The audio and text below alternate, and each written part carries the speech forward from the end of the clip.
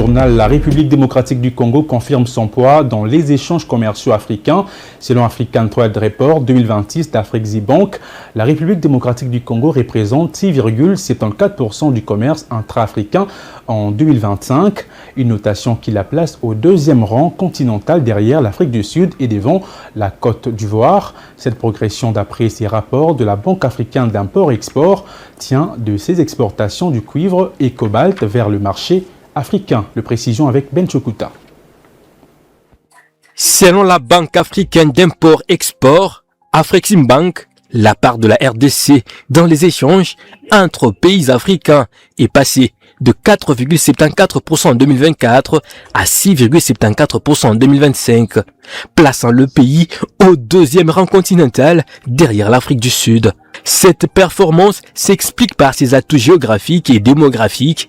Avec plus de 100 millions d'habitants, la RDC est le deuxième plus vaste pays d'Afrique et un carrefour stratégique entre la SADC et l'EAC.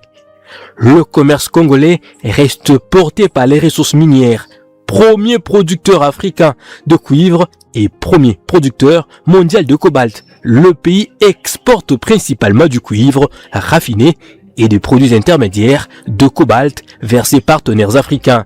L'Afrique du Sud demeure son principal partenaire commercial sur le continent. Le cuivre raffiné congolais est notamment acheminé par les réseaux ferroviaires jusqu'au port de Durban. En parallèle, la RDC développe le corridor de Lobito reliant le port angolais aux zones minières congolaises et zambiennes afin de renforcer ses capacités d'exportation. Les corridors reliant les zones minières au port de Dar es Salaam, Durban et Mombasa restent également essentiels pour les échanges commerciaux. À l'importation, la RDC s'approvisionne principalement en biens manufacturés, équipements industriels, machines, équipements de transport et produits pharmaceutiques auprès des autres pays africains. Les infrastructures transfrontalières accompagnent aussi cette intégration. L'interconnexion électrique RDC-Ouganda, longue de 582 km, doit renforcer les échanges énergétiques régionaux, tandis que l'axe RDC-Zambie constitue un corridor commercial majeur pour les zones minières. L'institution financière indique toutefois que les défis logistiques demeurent importants en Afrique centrale.